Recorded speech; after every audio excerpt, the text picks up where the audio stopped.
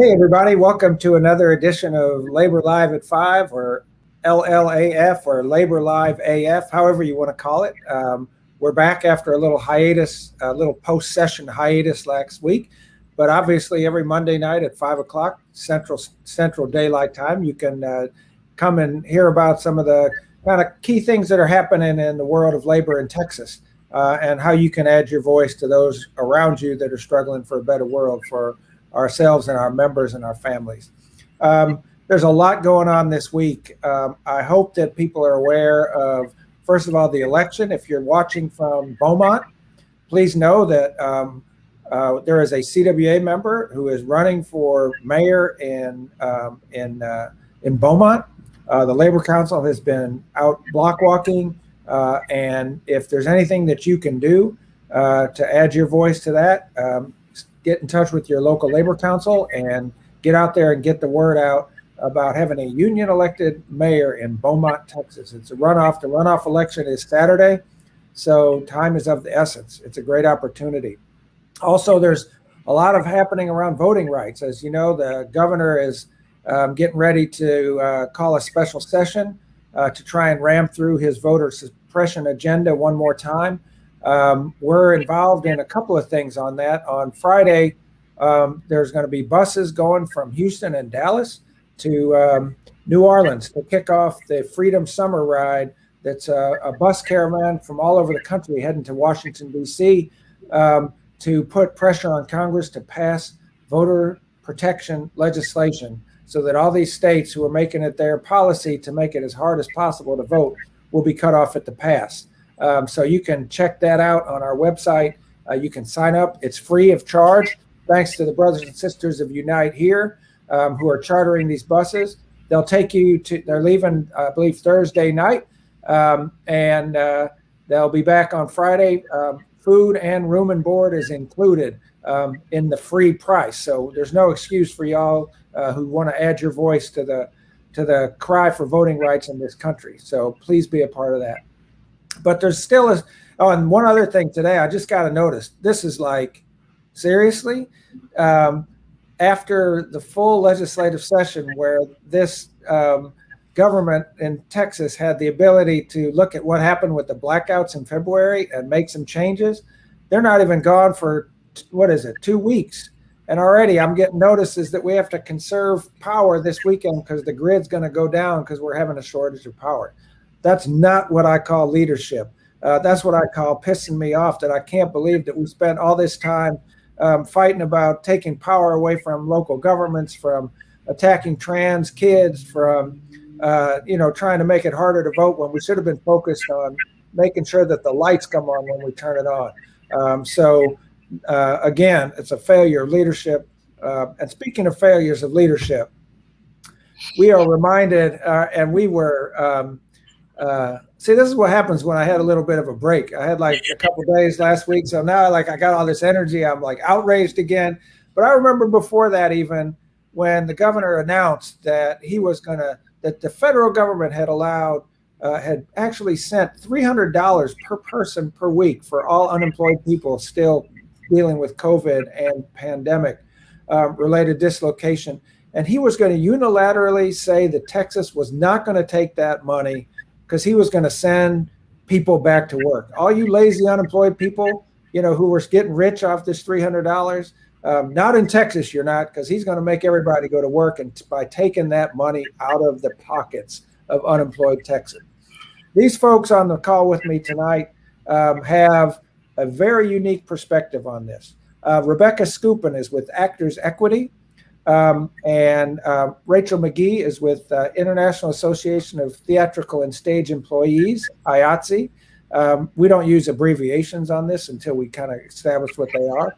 And they have formed a campaign around cultural workers in this state. I'm not going to get the right name, but we want to talk about it because it's a real amazing example of workers mobilizing to protect themselves and protect their industry. So Rachel and Rebecca, thank you guys for being here.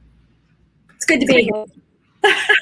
All right. We're off to a hot start. So Rebecca, tell me about what, first of all, most of our folks aren't probably familiar with what Actors Equity is. Can you just tell us about what Actors Equity is and what you do? Absolutely. Actors Equity is the National Association, the union for actors and stage managers in America. And we do not have locals like IATSE or many other labor unions. We all are centered out of New York under a single umbrella with 2 additional office cities, one in Chicago and one in LA. Wow. Okay. And what do y'all do? Like, pretty much every professional actor and stage manager in America works under equity contracts. And those equity contracts are given to theaters that create bargaining agreements with Actors Equity. In Houston, we have 6 of them. Okay. So this is just theaters, not like motion pictures and stuff like that, just theaters. Just theater. SAG-AFTRA does motion pictures. We freely give that to them. We have some situations in which the 2 unions actually communicate with each other and say, no, that belongs to you. No, that belongs to you. So where do you actually work in your own life? Where did you work? Yeah. Oh, I was with, actually, I was doing a freelance gig with a local producer that was performing at Queensberry Theater, a standalone producer, and I was shut down. But the month before that, I was working with the AD Players, which is where I spend most of my time these days. Okay. So you're like a real live actress and stuff? I am a real life stage manager. And I usually do that's what I was asking. I usually do between 3 and 5 contracts a year. Okay. So a stage manager, the equivalent in the world that people can see is a stage manager is like a conductor. Okay. But because in the world of theater, we run all of the rehearsals and we communicate with all of the artistic staff and the staff that runs the theater. We're in every rehearsal with the actors. And when the show opens, the directors all leave. And we are the person responsible for maintaining the show under the artistic integrity that was set up by the director. Awesome. And do you do operas too, or is that? I have worked with, I got my card at the Alley. I have worked with Houston Grand Opera, Houston Ballet, Met Dance, Houston Contemporary Dance Company, the Houston Shakespeare Festival, Theater Under the Stars. All right, I'll take that as a yes. Awesome. Well, that's great. Well, thank you so much. I think we're going to have a lot to talk about coming out of that. But I want to ask also Rachel to talk about her work and her union and what they do here in Austin. Yeah, so my local is the International Alliance of Theatrical Stage Employees, Local 205. And IATSE represents everybody that works behind the scenes or front of house, except for stage managers because they're under equity. But all the technician jobs, ushers, ticket sellers, every craft you can think of that is required to put on either a live event or a recorded event. But Local 205, we represent those that are working in live events here in Austin. That's our jurisdiction. So stagehands, technicians, riggers, makeup artists, everything that you can think of that is required to make a show happen.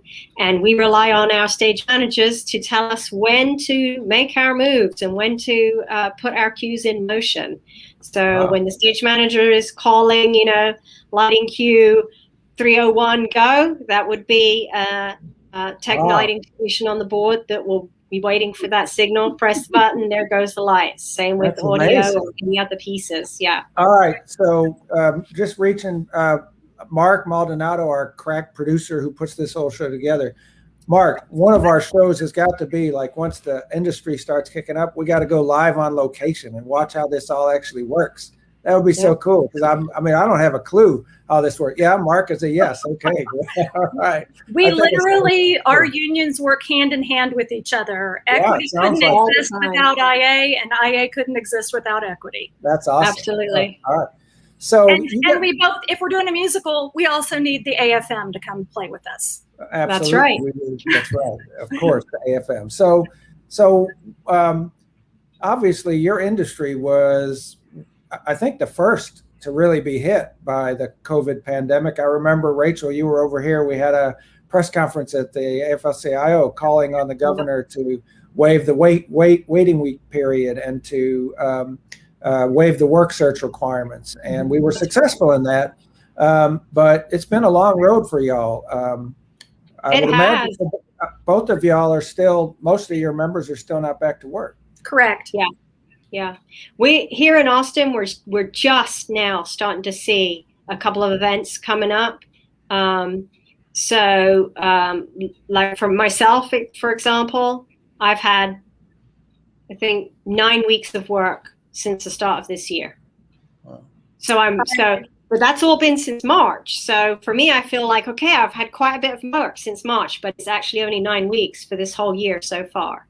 Wow. And summer has always usually been kind of quiet here in Austin because, in live events, the theater season is like September through May. Summer is usually kind of you remember when we gave that press conference, I talked about feast and famine, that we're on a feast and famine usually for our workers. And famine is usually the sort of summer months. So we have seen a few things coming, have happened. I think we might see a couple more small things over the summer, but we're not going to see anything big because it takes a lot of planning to put on a production.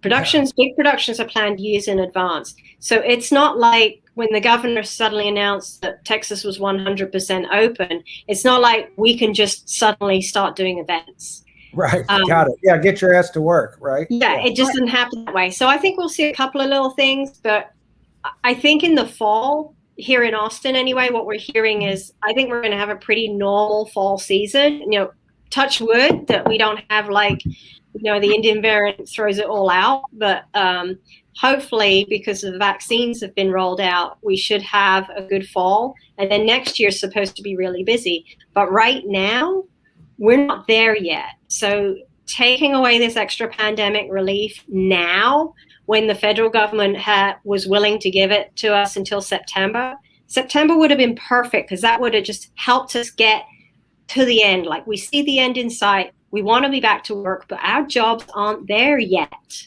And it is unfair to cut us off at this point. Got it. So Rebecca, when you got the word that that Governor Abbott had unilaterally decided that you were no longer going to receive this $300 of unemployment benefits, how did you react? Well, it's worse than that, because when he said, I'm going to cut off both the $300 and the federal extension to the state pay, I went from looking at you have $650 in benefits a week to you have no benefits a week. Wow. None. Wow. It's hard. My guts, my stomach fell out when it happened. And as Rachel so beautifully expressed, doing theater is not like turning on a light switch. You don't turn it on and off. It goes in a very large cycle. The theater has never been shut down for 18 months before in our lifetimes, for sure, ever. I mean, I think the last time theaters shut down was for the 1920 Spanish flu pandemic. We all remember that. 2 days, Broadway shut down after 9/11. So there is a 5 to 6 month cycle to restart theaters. And truly that cycle kicked off when the governor said, you may reopen at 100%. Yeah. So that 5 months, that was their, time to get our season published and start selling tickets, followed by, we must hire designers and artistic staff and directors, and then have auditions for the casting process. Then they have to have a certain amount of time to design the sets, design the costumes, design the props. And then the theaters have been shut down. They have to rehire their scenic crews, rehire their paint crews, rehire their lighting crews, rehire their costume crews. And the moment that happens, there must be designs ready to be built. Yeah. So, I guess to sit there and hear the governor just say, you're staying home because you want that extra money, that must not have landed too well. What did y'all do in response? Well, my mother is also an artist, so she's a visual artist. And when she saw the AFL-CIO tweet, the national one, about the governor shutting it down, her response to me was, Rebecca, aren't you the equity counselor from Texas? Shouldn't you be doing something about this? And I went, oh shit, now I have to do something about this. Okay, so I have another equity counselor in Austin. Kim said, let's bring in all the liaisons too. We have 4 liaison chairs. We all met. We went with a plan to our national communications director, Brandon Levy in New York. And he said, write a letter. Let's go. And I said, no, we need an action now petition. He said, well, start talking. So I called my friends at IA. And my friends at IA said, let's talk to the person who has the seat at the Gulf Coast, AFL-CIO. And I went back to Brandon and he said, no, not Gulf Coast, Texas. So I called Mark, who was supposed to be here with us, Mark Grady, who's having technical problems. And he said, here's all the numbers of everybody at the Texas Fed. And I started making phone calls. And it has been shocking to me, but in a great way, how everyone has just said, what can we do to help? How can we pitch in? So there is now a petition. Please sign the petition. Please give us hundreds and hundreds of letters, thousands of letters to drop on the governor's doorstep, and say, this is a problem. You have us sorted by sector. Don't turn our sector off. Wow. We are ready to go back to work tomorrow. The work isn't ready for us. Wow. And so what is your plan when you get all these letters? And by the way, we're posting, wherever you're watching this, we're posting the link where you can, it's so easy, y'all. There's no excuse. Please click on there, sign it, and then share it to everybody you know, because that's the way this works, is that's how you organize from a small action can ripple out to a large action. And what is the intent of when you get these petitions? What are y'all going to do? Well, we would like the governor to meet with us, but if he won't, I see him right over there. Okay, great. Could you give him a call and tell him we want to meet with him? I'll be glad to. Yes. We'd love to meet with him, and we'd love for our producers to come with us to meet with him. They don't want us being unemployed, and they don't want us having no income until they can employ us again. They want us back. We are highly trained specialists. I have spent 30 years on the job. This is my profession. It's not a hobby. I'd like to speak to that too. Yeah. Like you, Rebecca, I've been doing this for 30 years. And, to go to your question, Rick, how did you feel? It's frustrated, angry, and insulted, quite honestly, because we're not talking about people who, unfortunately, a lot of people sort of think that what we do because it's so much fun is just like a hobby or something. It's not. It's highly technical. It's highly skilled. You're going to do it safely and do it right. You need trained labor. And, you're talking about people. This is not just a job. This is a career. We go gig to gig and job to job, but we create a career out of that. And so you're talking about individuals that have been doing this line of work for 10, 20, 30, 40 or more years. And so it's not that you can just suddenly drop that and go work somewhere else in the meantime. And let's think about if we did work somewhere else. First of all, an employer is going to look at your skill set. If you have 10, 20, 30 more years in a completely different industry, they're going to hire the people that have had work in the industry they're in first before you. Secondly, if they know that you are going to return to your industry when your industry is back up and running, they're going to pass you over because they want to keep somebody permanently. They don't want to hire you temporarily and then lose you. Thirdly, if you did switch careers and you left and you decided, okay, I'm going to stop what I'm doing. I'm going to leave this industry. I'm going to go work somewhere else and change my career path. Well, now that means for our employers that when shows do come back, now they have a labor shortage. Wow. I hadn't even thought about that one. The first two I thought about. Yeah.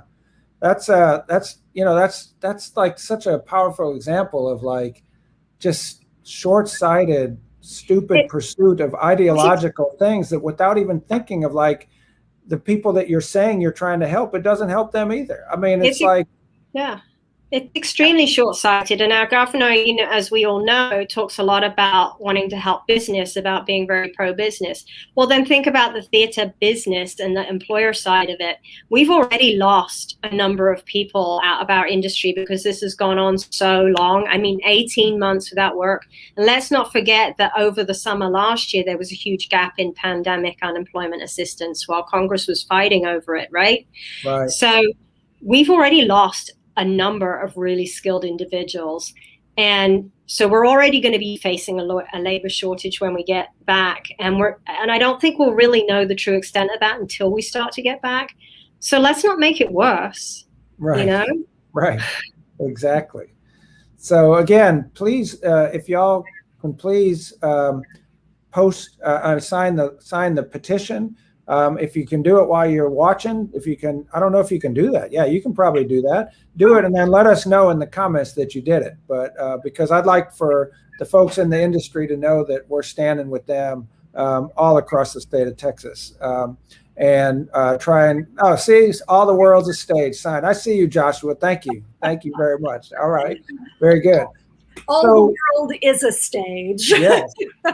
So maybe what we need to do is when we get these petitions, we need to do a little play in front of the governor's mansion, you know, and I got an idea. Rebecca, why don't you be the stage manager, okay? And what that means, y'all, is that you kind of give people their cues.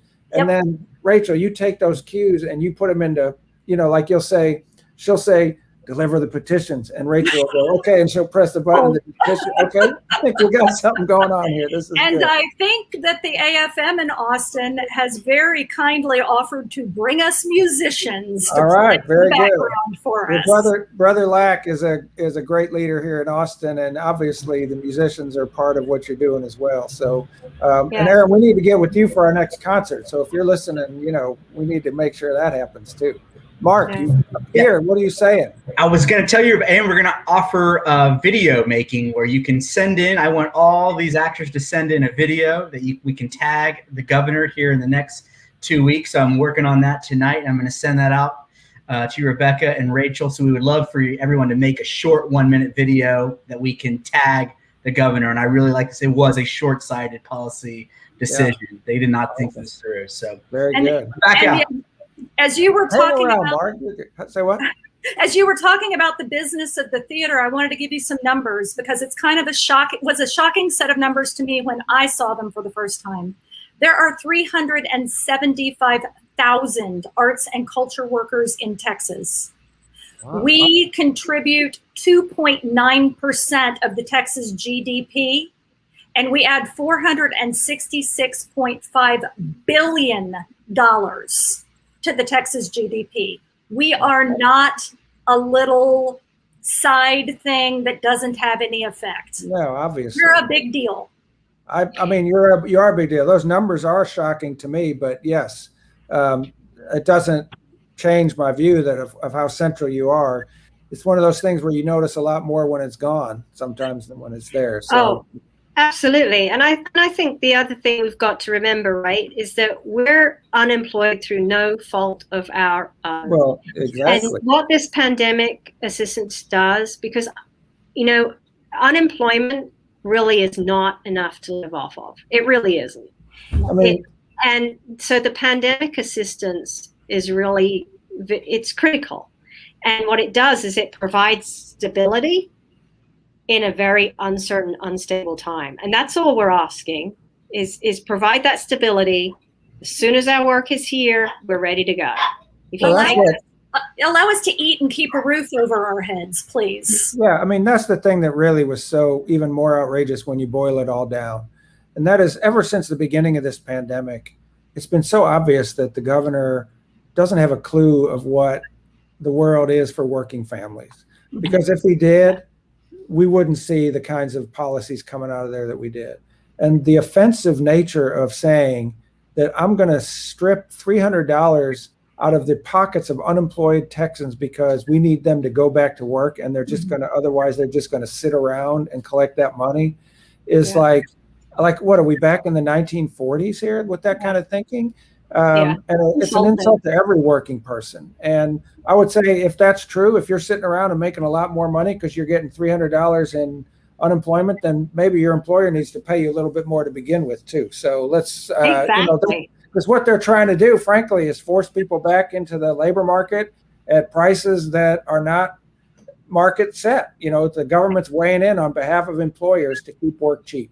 So I'm against that. I think you are too. And I'm really excited about being part of this campaign with y'all.